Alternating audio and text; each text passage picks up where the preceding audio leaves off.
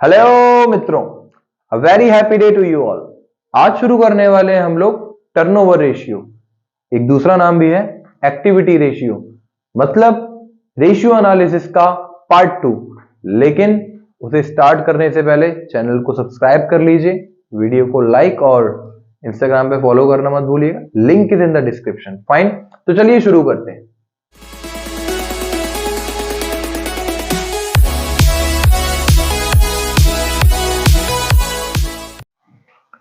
Activity ratio या मैं कह सकता हूं टर्नओवर रेशियो। ये रेशियो बेसिकली टर्नओवर का मतलब होता है सेल। टर्नओवर का मतलब होता है सेल। हम इन रेशियोज को सेल के बेसिस पे निकालने वाले हैं। चार तरह के रेशियोज होते हैं। उन चार रेशियोज को हम फाइंड करेंगे।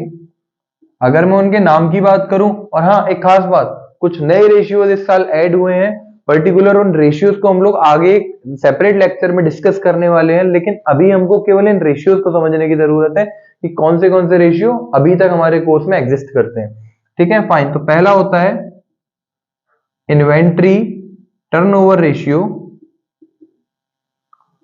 दूसरा होता है ट्रेड रिसीवेबल टर्नओवर रेशियो,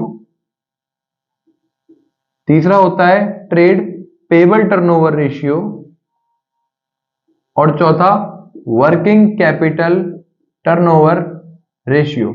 हम इंडिविजुअली इन चारों रेशियोज को डिस्कस करने वाले हैं, प्लस इनके क्वेश्चंस की भी प्रैक्टिस करेंगे। ठीक है, तो चलिए इन्वेंट्री टर्नओवर रेशियो अगर मैं मीनिंग की बात करूं तो देखिए, इन्वेंट्री का मतलब होता है हमारे फर्म में, हमारे बिजनेस में, हमारी कंपनी में जो गुड्स है।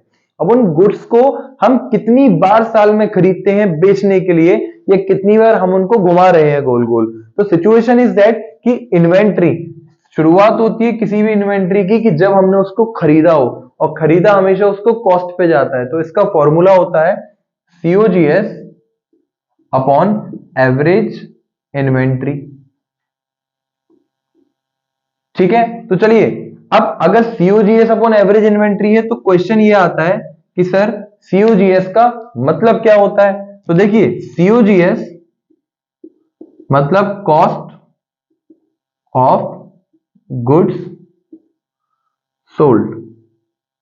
आपने बचपन में पढ़ा होगा CP, कॉस्ट प्राइस या सेलिंग प्राइस, शायद 7th और 8th क्लास की मैथमेटिक्स में होता था। ठीक है, ये वही है, कॉस्ट ऑफ गुड्स सोल्ड। अगर इसका एक फॉर्मूला बताने की कोशिश की जाए तो जो भी आप सेल करते हो, सेल को क्या कहा जाता है?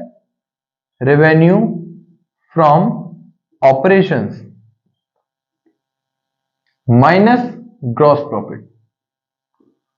Revenue from operation minus gross profit मतलब क्या समझे कि सर जो भी हमने सेल की हो, रेवेन्यू फ्रॉम ऑपरेशन मतलब क्या होता है? The meaning of revenue from operation, revenue from operation का मतलब कि जो भी हमने सेल की हो, whatever the sale it is, उस सेल में से, सेल बेसिकली नेट सेल कहा जाता है, नेट सेल में से ग्रॉस प्रॉफिट को माइनस कर देंगे। जो भी सेल की है उसमें से जो भी हमने प्रॉफिट अर्न किया उसको माइनस कर दीजिए, तो क्या निकल कर आ जाएगा? Cost of goods sold. ये तो रहा बेसिक फॉर्मूला। एक थोड़ा सा एडवांस फॉर्मूला होता है, वो क्या होता है?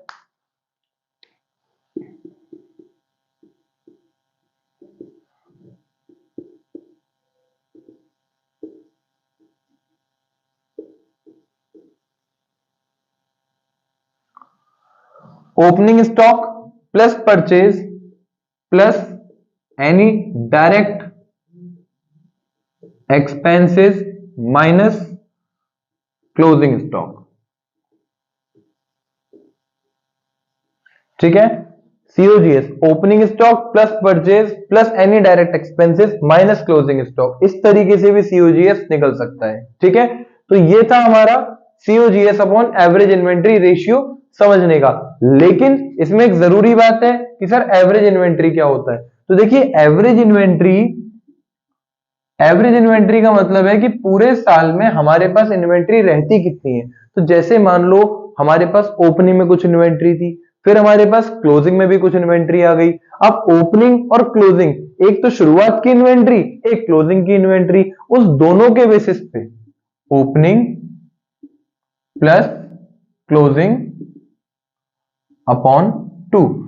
किसी भी सिचुएशन में याद रखिएगा, वैसे ये फॉर्मूला एवरेज इन्वेंट्री के लिए है, लेकिन अभी हम जब हम लोग एवरेज ट्रेड रिसीवेबल पढ़ेंगे, एवरेज ट्रेड पेबल पढ़ेंगे, तब भी सेम फॉर्मूला अप्लाई होगा। क्या कि opening plus closing upon 2, average निकालने के लिए अपॉन 2 करके उसका एवरेज का फॉर्मूला आ जाता है। ये क्या निकल कर आ जाएगा हमारे लिए? Average inventory. तो देखिए इसका स्क्रीनशॉट ले लीजिए या फिर आप लिख भी सकते हैं, ठीक है। अब हम करते हैं इसी एक एक क्वेश्चन। देखिए तो ये है question, opening inventory 1 lakh rupees, closing inventory 50,000, revenue from operation जिसको कि हम नेट सेल बोलते हैं 7 लाख रुपीज गिवन है, और ग्रॉस प्रॉफिट है 1 लाख रुपीज। अब अगर मैं क्वेश्चन की तरफ आऊं, क्वेश्चन मतलब उसके सोल्यूशन की तरफ अगर आया जाए, तो देखिएगा कि फॉर्मूला क्या होता है sir? COGS upon average inventory. तो पहले जरूरी है हमारे लिए COGS निकालना। सर COGS क्या होता है? नेट सेल में से ग्रॉस प्रॉफिट को माइनस कर दिया जाता है। नेट सेल कितनी है? Revenue from operation 7 lakh rupees, और ग्रॉस प्रॉफिट कितना है? 1 लाख रुपीज। हम क्या करेंगे? 7 लाख रुपीज में से 1 लाख रुपीज को माइनस कर देंगे, तो कितना आ जाएगा? 6 लाख रुपीज। और अगर इसके बाद में नेक्स्ट सिचुएशन पे आया जाए, जो कि हमारे लिए एवरेज है, एवरेज इन्वेंट्री, वो कैसे होगा? सर 1 लाख ओपनिंग था, सर क्लोजिंग था 50,000, और अपॉन 2 करोगे तो इट विल बी 1,50,000 अपॉन 2, ये हो जाएगा 75,000। ठीक है। अब अगर इस क्वेश्चन में इस फॉर्मूले में डायरेक्टली पुट किया जाए, अब अगर इस फॉर्मूले में डायरेक्टली पुट किया जाए तो कितना निकल कर आ जाएगा? देखिएगा कि 6 लाख रुपीज हमारे लिए क्या था? COGS 6 लाख, और 75,000 हमारे लिए क्या था? Average inventory. ठीक है। 6 लाख अपॉन 75,000 करोगे तो कितना आ जाएगा? 8 टाइम्स। ठीक है। जानने के लिए क्या मिला कि जो एक्टिविटी रेशियोज होते हैं, जो भी टर्नओवर रेशियोज होते हैं, वो सब टाइम्स में निकल कर आते हैं। ठीक है। चलिए चलिए नेक्स्ट रेशियो है trade payable turnover ratio. Sir सबसे पहले ट्रेड पेबल अराइज कहां से होता है? ट्रेड पेबल हमेशा अराइज होता है किसी भी चीज को खरीदने से। कैसे? और कैसे खरीदने से? क्रेडिट पे खरीदने से। तो credit purchase upon average trade payables. ठीक है। ये तो सिंपल क्लियर हो गया कि जो भी हमारी परचेज होगी, कभी भी क्वेश्चन में सपोज हमको परचेज गिवन है, और परचेज हमेशा दो, या तो कैश पे होती है या फिर क्रेडिट पे होती है। तो सिचुएशन क्या है कि हमको कैश वाली से मतलब नहीं है, हमको क्रेडिट वाली से मतलब है। क्रेडिट वाली परचेज को यहां पर कंसीडर करने के बाद में एवरेज ट्रेड पेबल से जब हम उसको डिवाइड देंगे तो आंसर क्या निकल कर आएगा? हमेशा ट्रेड पेबल टर्नओवर रेशियो। ठीक है। एक क्वेश्चन इसका प्रैक्टिस करते हैं। चलिए तो क्वेश्चन क्या है हमारे सामने? ओपनिंग ट्रेड पेबल थे 20,000 रुपीज के, क्लोजिंग ट्रेड पेबल्स हैं 60,000 रुपीज के, और अगर मैं टोटल परचेजेस की बात करूं वो 2 लाख है, जिसमें से कि कैश परचेज कितनी है? केवल 40,000। मतलब ये कि टोटल परचेजेस अगर हमको 2 लाख रुपीज गिवन है, तो उसमें से कैश और क्रेडिट अलग अलग किया जाएगा। तो कैश वाली अगर देखा जाए, चलो अगर 2 लाख रुपीज की हमारे पास में परचेज गिवन है, तो कैश वाली कितनी गिवन है? 40,000। तो क्रेडिट वाली कितनी हो जाएगी फाइंड होकर? 1,60,000। और अगर क्रेडिट वाली हमारे सामने 1,60,000 आ गई है, अगर क्रेडिट वाली है, तो सिंपल हमको तो क्रेडिट परचेज में एवरेज ट्रेड पेबल लगाना ही लगाना है। अब एवरेज ट्रेड पेबल कैसे निकलेगा? Sir opening plus closing upon 2, मतलब average is equal to opening कितना गिवन है? 20,000, क्लोजिंग कितना गिवन है? 60,000, और अपॉन अगर आप इसके 2 लगा दोगे तो it will be equal to 60 plus 20 is equal to 80,000। 80,000 upon 2 is equal to 40,000। मतलब कितना निकल कर आ गया? 40,000। अब अगर फॉर्मूले में लगा दी जाए कहानी कि भैया 1,60,000 तो हमारी क्रेडिट है, और अपॉन अगर 40,000 कर दोगे तो कितना आ जाएगा? 4 times.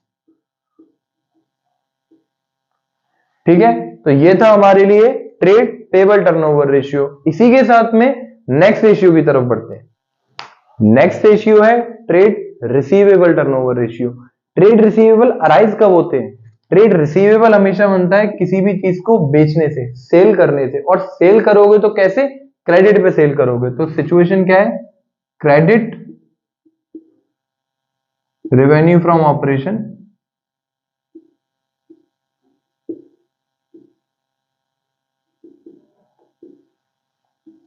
Upon average trade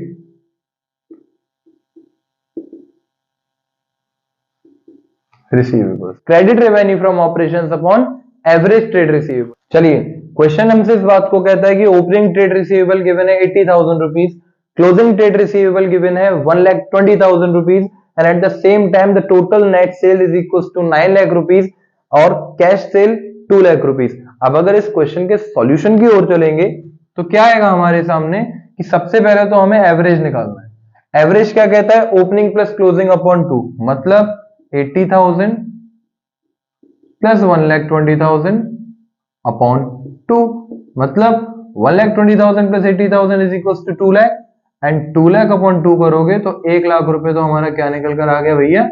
average. और अगर मैं एट द सेम टाइम बात करूं आपके लिए क्रेडिट सेल की, क्योंकि हम क्या निकालने वाले हैं? Trade receivable turnover ratio. Trade receivable हमेशा राइज होता है, मैं फिर से रिपीट कर रहा हूं, ट्रेड रिसीवेबल हमेशा राइज होता है क्रेडिट सेल से। तो क्रेडिट सेल कैसे निकलेगी? जो क्रेडिट सेल है उसको निकालने के लिए हम क्या करेंगे?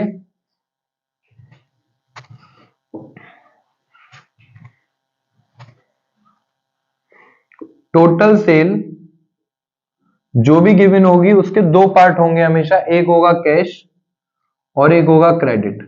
तो टोटल सेल तो हमको गिवन है 9 लाख रुपीज, और 9 लाख रुपीज में अगर हमको कैश की सेल गिवन है 2 लाख रुपीज की, तो बच्ची कुची कितनी आ जाएगी? 7 लाख रुपीज किसकी?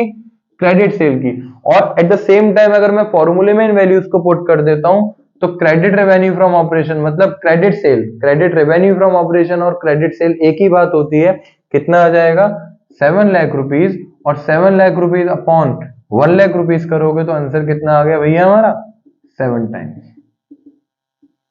ठीक है, तो ये बात थी हमारे तीसरे रेशियो की, और अब हम बढ़ रहे हैं हमारे चौथे और आखिरी रेशियो की तरफ। वीडियो को पूरा जरूर देखिएगा। तो नेक्स्ट रेशियो है वर्किंग कैपिटल टर्नओवर रेशियो। इसका फॉर्मूला होता है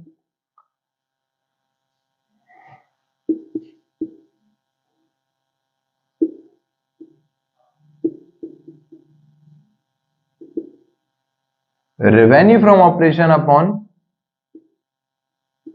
वर्किंग कैपिटल। अब इसके लिए हमको रेवेन्यू फ्रॉम ऑपरेशन तो पता है क्या होता है, लेकिन हमको ये नहीं पता वर्किंग कैपिटल क्या होता है। लास्ट वीडियो में भी एक छोटा सा पॉइंट रह गया था वर्किंग कैपिटल, वो क्या है? Working capital is equal to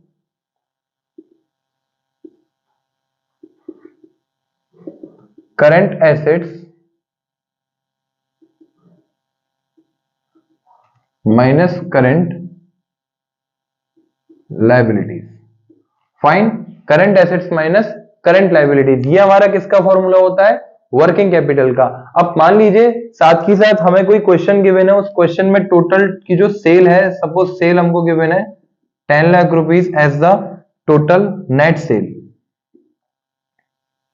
ठीक है, तो ये बात हमारे लिए अलग हो गई। उसके बाद सपोज करंट एसेट गिवन है हमको 2 लाख रुपीज, और करंट लायबिलिटीज गिवन है हमको सपोज 1,50,000 रुपीज। अब हमको तो ये पता है ना कि वर्किंग कैपिटल कैसे फाइंड होता है, और वर्किंग कैपिटल कैसे कि सर करंट एसेट्स में से करंट लायबिलिटीज को माइनस कर देंगे।